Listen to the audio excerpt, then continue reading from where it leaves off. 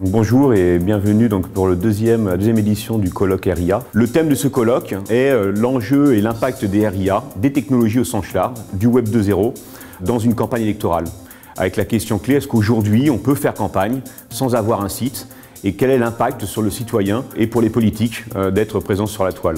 Ce colloque est organisé en deux grandes phases. Une première phase le matin où nous avons fait une introduction, une présentation de l'option de la majeure MTI au sein de l'EPITA. Nous avons présenté les différents projets réalisés par les étudiants, les PF2E, donc les projets de fin d'études en partenariat avec les entreprises, avec comme nouveauté cette année un partenariat avec le SIG du gouvernement. Ils ont challengé cette année les étudiants pour réaliser des mini-jeux, des mini-quiz, de manière à pouvoir communiquer de façon ludique avec les citoyens, les élus et la population au sens large. Ergov permet aux utilisateurs, principalement les journalistes, d'accéder à l'information directement sur leur bureau. Ce widget permet donc de filtrer l'information par thème, donc par exemple le développement durable, et également d'utiliser différents mots-clés pour rechercher à travers les publications.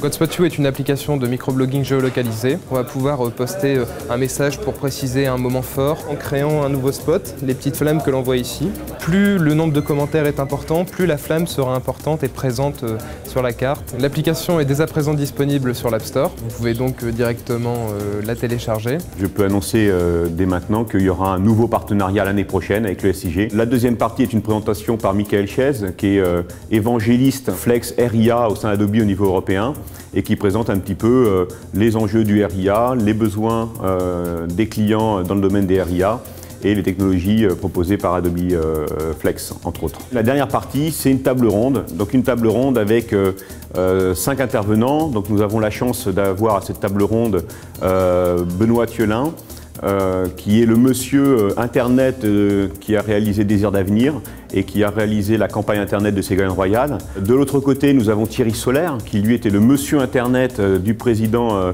Nicolas Sarkozy en 2007 pour la campagne Internet. Guillaume Mikowski de Brainsonic, spécialiste de la vidéo et du live vidéo. On est plutôt parti sur des problématiques de communication par l'écran. L'idée, c'est de toucher les électeurs un petit peu partout, que ce soit sur le petit écran, sur le mobile aussi, qui va prendre énormément d'importance, notamment sur les populations les plus jeunes, sur Internet évidemment. Puis on parle de plein d'autres choses un petit peu sympas, sur le post client, avec des applications type R, etc.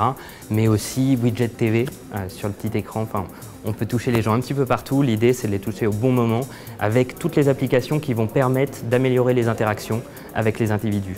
Et enfin, comme dernier intervenant, nous avons Jean Mourin. La campagne, c'est très intéressant pour accélérer l'usage de ces technologies par les citoyens. Mais l'idée aussi, c'est de montrer tout ce qui pourrait se faire en dehors de la campagne de manière beaucoup plus durable dans la relation entre citoyens et gouvernement, dans la relation entre citoyens et collectivités locales. Des réunions virtuelles, par exemple, à l'échelon d'une municipalité, peuvent créer de nouvelles manières de créer du contenu, de partager ce contenu, d'être plus pédagogique et donc d'apporter en fait une contribution à ce thème de la démocratie.